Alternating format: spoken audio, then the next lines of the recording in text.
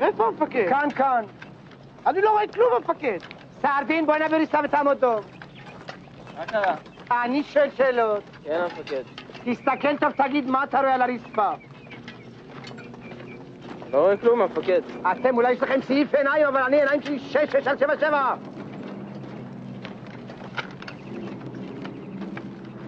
זה כלום? לא רואים כלום, המפקד. אתם חושבים לעשות צחוק מהמפקד שלכם? אלוויס פריסלי, בוא הנה מהר. כן, המפקד. תסתכל טוב, תגיד לי מה זה.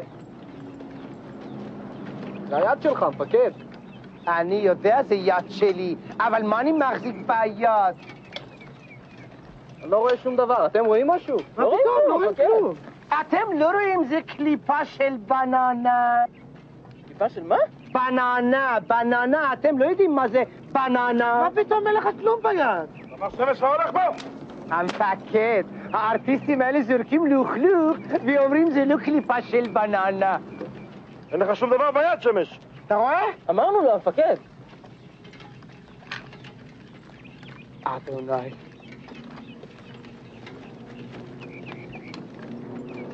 אני חושב אני מרגיש לא בסדר.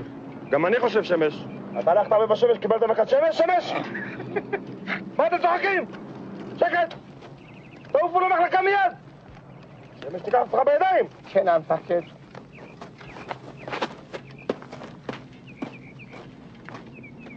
אני חושב יש לי קצת חום.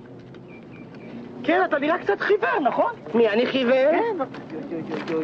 זה לא מצחיק, המפקד. אתה צריך ללכת למרפאה. למה מרפאה?